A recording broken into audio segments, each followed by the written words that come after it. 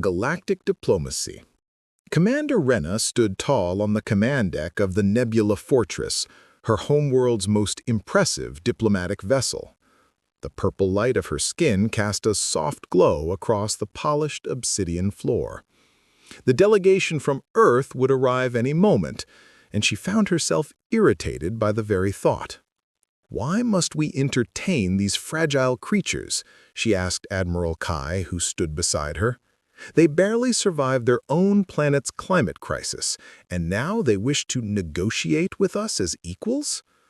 Admiral Kai's expression remained neutral. "The Council believes an alliance could be beneficial, Commander. Their scientific advancements are impressive, despite their physical limitations." Rena scoffed, her tail swishing behind her in annoyance. "Science without strength is merely theory without application. Their bodies break under the slightest pressure. How could they possibly contribute to our empire?" The doors slid open with a soft hiss, and the Earth delegation entered. The three humans walked with measured steps, their eyes widening slightly at the immense scale of the Zeronian architecture. Rena studied them with disdain, noting their soft features and apparent vulnerability compared to her people. The leader stepped forward, a woman with silver streaks in her dark hair. "Ambassador Cooper of Earth, we come in peace and with hopes of mutual cooperation." Rena nodded curtly. "Ambassador Cooper, welcome to the Nebula Fortress." Her voice was deep and resonant. "I am Commander Rena, military advisor to the High Council." Ambassador Cooper gestured to her companions. "May I introduce Dr. Sarah Isabel, our cultural attaché, and Dr. Aya Chen, our chief xenobiologist and medical officer." Rena's gaze settled on Dr. Chen. The man stood quietly, observing everything with remarkable composure. His eyes were calm, analytical. Unlike the others, he showed no signs of being intimidated by the towering Zeronians around him. This irritated her even more. "Dr. Chen," Rena said, her voice sharp, "I understand you've requested access to our medical facilities. Is our biology a curiosity to be studied?" Dr. Chen met her gaze, unflinching. "Commander Rena, all life is worthy of respect and understanding. If our species are to work together, knowing how to treat medical emergencies for both our peoples seems prudent." His voice was soft, yet firm. There was something in his manner that caught her attention, a quiet confidence that seemed at odds with his fragile human form. "Very well," she said dismissively. "You'll be granted limited access under supervision." Later that day, Rena found herself assigned to escort Dr. Chen through the medical wing. She towered over him, her 8-foot frame dwarfing his human stature. As they walked, she deliberately lengthened her stride, forcing him to quicken his pace. "Your species has remarkable adaptations, Commander," Dr. Chen commented as they entered the laboratory. "Your exoskeletal reinforcement, combined with internal bone structure, provides both flexibility and strength." Rena glanced down at him.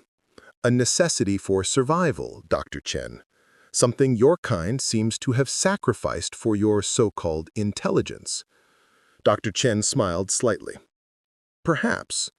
Or perhaps we simply found different solutions to survival, each equally valid in their own environments." His response surprised her. She had expected him to be offended. Instead, he seemed genuinely interested in the conversation. "And what solution would humans offer the Zeronian Empire?" she asked with thinly veiled skepticism. "Perspective," he replied simply. "Sometimes the smallest creatures notice what the largest overlook." For the first time, Rena felt a flicker of curiosity about this human. His words carried no fear, no desperate attempt to prove himself worthy of her attention. Just calm certainty. As the tour concluded, Dr. Chen thanked her formally. "I appreciate your time, Commander. Despite your obvious reservations about humans, I hope we might continue these discussions." Rena found herself nodding. "Perhaps, Dr. Chen, though I wouldn't count on changing my mind about the frailty of your species." He smiled again, this time with a hint of challenge in his eyes. "I wouldn't presume to try, Commander. I'll simply let time and observation speak for themselves." As she watched him walk away, Rena felt an unexpected sensation. Like the first tremor before a quake, something about Dr. Aya Chen disturbed her carefully constructed worldview, and despite herself, she was curious to understand why. Hidden strengths. The emergency alert blared through the Nebula Fortress's corridors, sending personnel rushing to their stations. Commander Rena strode purposefully toward the crisis center, her tail swinging in controlled arcs behind her. "Status report," she demanded, as the doors slid open. Admiral Kai looked up from the holographic display. "Radiation breach in the lower research quadrant, Commander. Several scientists were conducting experiments when the containment field failed. 3 Zaronians and 1 human are trapped inside." Rena's eyes narrowed. "Which human?" "Dr. Chen," Kai replied. "He was observing our quantum physics team when the incident occurred." Something tightened in Rena's chest, an unfamiliar sensation. "Evacuation protocols?" "Impossible," said ARA, the ship's artificial intelligence. "The radiation levels are beyond survivable limits for Zaronians. The safeguards have locked down the entire section." Rena frowned. "And the human?" "Dr. Chen will survive approximately 18 minutes longer than our personnel due to differences in cellular structure," ARIA replied, "but the result will ultimately be the same." Rena stared at the display, watching the heat signatures of the 4 trapped individuals. "Prepare a rescue team. I'll lead it myself." Admiral Kai stepped forward. "Commander, with respect, the radiation would compromise even your enhanced biology before you could reach them." "Then what do you suggest?" Rena snapped. "We simply watch them die?" The communication system suddenly crackled to life. "This is Dr. Chen. Can anyone hear me?" Rena moved to the console. "We hear you, Doctor. What is your situation?" "The Zaronian scientists are showing signs of radiation poisoning," he reported, his voice remarkably steady. "I've administered preliminary treatment, but they need immediate extraction." "The radiation levels make rescue impossible," Rena replied, frustration evident in her tone. "Even our protective suits would fail within minutes." There was a pause. Then Dr. Chen spoke again. "There's an auxiliary control panel for the containment system in here. If I can reset the field, it would create a safe corridor for evacuation." "That panel is surrounded by the highest concentration of radiation," ARIA interjected. "The exposure would be fatal." "Not necessarily," Dr. Chen's voice remained calm. "Human DNA repair mechanisms function differently than Zaronian systems. I can withstand direct exposure long enough to make the adjustments." Rena's pulse quickened.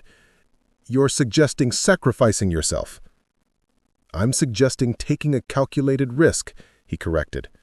"Have a medical team ready. The Zaronian scientists won't last much longer." Before Rena could object, the communication cut off. The display showed Dr. Chen's heat signature moving toward the auxiliary control panel. "Prepare a medical team and get me to the evacuation point." For the next 13 minutes, Rena watched in disbelief as Dr. Chen methodically worked through the containment system reset. The radiation levels around him were catastrophic, yet he continued moving with deliberate precision. When the containment field finally re-established, creating a safe corridor, the rescue team rushed in.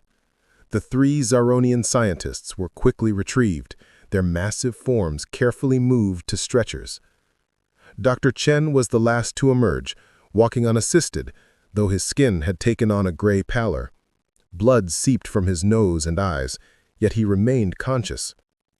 "The scientists," he asked, as medical personnel surrounded him.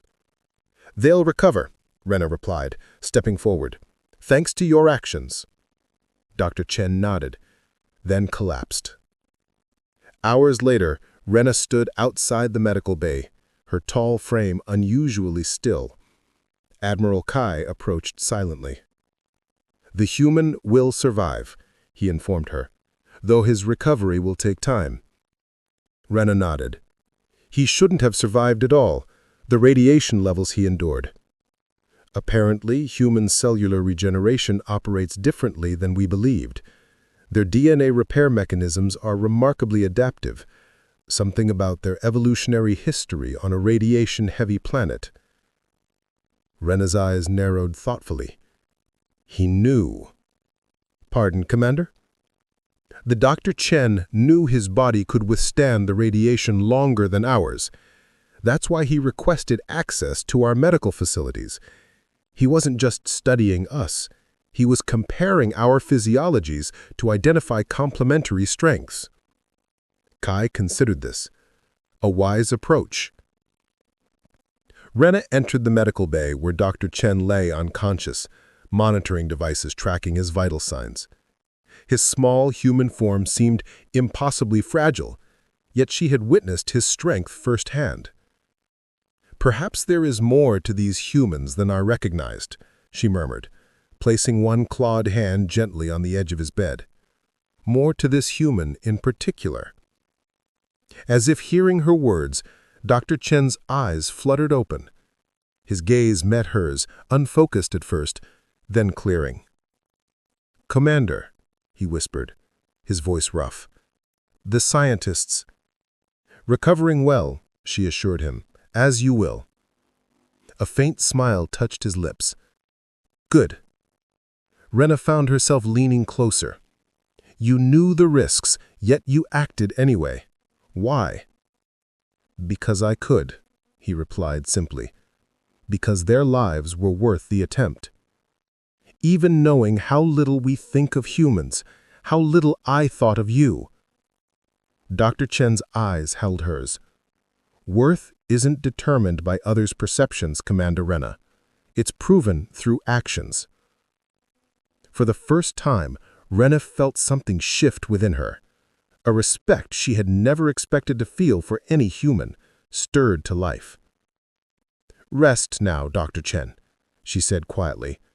"It seems I have much to reconsider about your species, and about you." As she left the medical bay, Rena realized that the human had accomplished something no one had managed in decades. He had surprised her. And somehow that realization felt dangerously close to admiration. Crossing boundaries.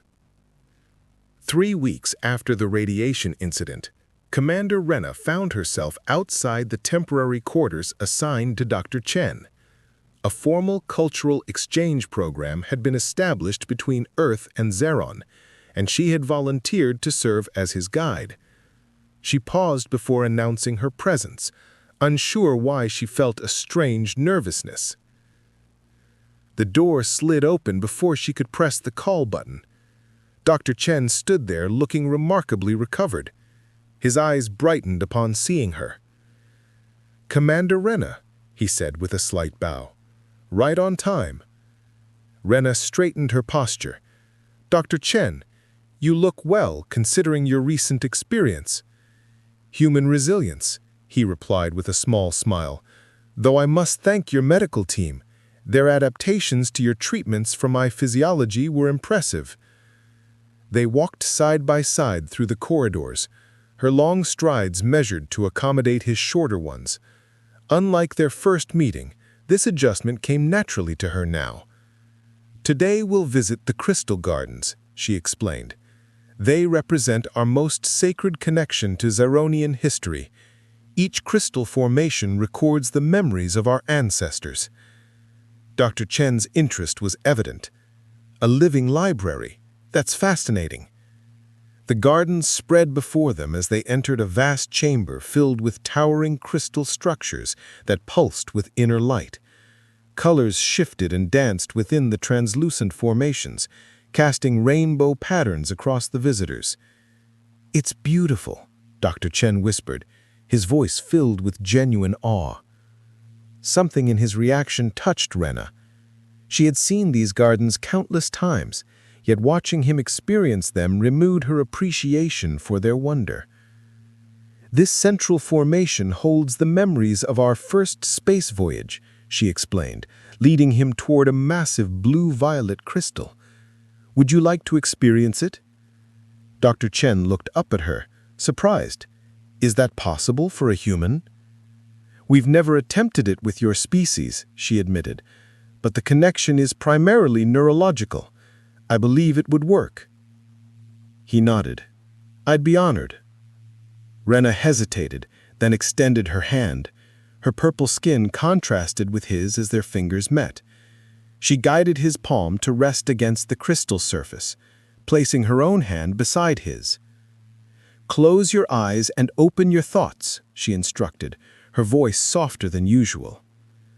The crystal pulsed brighter, and suddenly they were both immersed in the memory, the stars rushing past, the terror and exhilaration of first leaving the atmosphere, the overwhelming beauty of seeing their world from above. When the connection faded, Dr. Chen gasped, his eyes wide with wonder. "That was," he searched for words, "like nothing I've experienced. The emotion, the perspective, I felt what they felt." Rena found herself smiling. "Few outsiders have shared our memories this way." "Thank you for trusting me with this," he said, his hand still resting near hers on the crystal surface. Their eyes met, and something unspoken passed between them, a bridge forming where once there had been only distance. In the days that followed, they exchanged more than just formal knowledge. Dr. Chen taught her about Earth's diverse cultures. Rena shared the ancient stories of her people's rise from primitive warriors to interstellar explorers. Each conversation revealed new layers of understanding. One evening, they sat in the observation deck, watching the twin moons of Zeron rise above the horizon. Dr. Chen had been teaching her about human music, playing recordings from Earth's greatest composers. "Your species creates beauty from such simple elements, just vibrations in air, yet they convey such complex emotions." Dr. Chen nodded. "We seek meaning through art when science reaches its limits. Perhaps that's our way of touching the infinite." "And what do you seek, Dr. Chen?" she asked, turning to study his profile in the moonlight. He considered her question. Understanding, connection, perhaps a way to bridge worlds that seem too different to ever truly know each other. Rena felt her pulse quicken. "And have you found it?" "I'm beginning to," he replied, meeting her gaze. "With you." The admission hung between them, delicate yet undeniable. Rena found herself leaning closer, her towering frame bending toward him, not from condescension, but from genuine desire to be nearer. "I never expected to find anything worthwhile in a human," she confessed, her voice a low rumble. "I was wrong." Aya smiled. "And I never expected a Zeronian commander to see beyond my physical limitations." "Aya," she said, using his first name for the first time, "I no longer see limitations when I look at you." His hand reached up hesitantly, then gently touched the side of her face, his fingers tracing the contours of her purple skin with wonder. Their difference is evident, yet somehow no longer important. "Rena, I think we're creating something new here, something neither of our worlds has seen before." She nodded, her tail curling with an emotion she hadn't allowed herself to acknowledge. "Something dangerous, perhaps. Or something necessary," he countered. "The true beginning of understanding between our peoples." When his lips finally met hers, the contact was gentle, exploratory, worlds connecting in the most ancient of ways. Rena felt something within her change irreversibly. The barrier between them not just crossed but dissolved entirely. Later, as they stood at the threshold of his quarters, Rena knew they had passed a point of no return. Her hand lingered on his. "The council meets tomorrow. They'll want your preliminary report on our cultural exchange." Aya smiled. "What should I tell them?" "The truth. That we have much to learn from each other still." As she turned to leave, he caught her hand. "Rena." His voice was soft, yet certain. "I don't regret this." "Nor do I," she answered, realizing with surprise that she meant it completely. "Rest well, Aya. We face a new journey tomorrow." Walking back to her quarters, Rena felt lighter somehow, as if a weight she hadn't recognized had been lifted. The human had changed her, and somehow that no longer frightened her at all. Forbidden Alliance. Word spread quickly through the Nebula Fortress about Commander Rena and Dr. Chen. The whispers followed them through corridors, glances lingering as they passed. Admiral Kai confronted Rena in her private quarters. "The High Council demands an explanation, Commander. Your behavior with the human has become a matter of concern." Rena stood tall, unashamed. "My relationship with Dr. Chen is my own affair." "It's become far more than that," Kai replied, his voice low. "There's talk of removing you from your position. Some call it contamination, fraternizing with a lesser species." Her eyes flashed dangerously. "Lesser? You've seen what he did during the radiation crisis." "One act of bravery doesn't change biological reality," Kai argued. "Our species aren't meant to intermingle. This threatens everything our evolution has built." Meanwhile, on the diplomatic deck, Dr. Chen faced his own interrogation.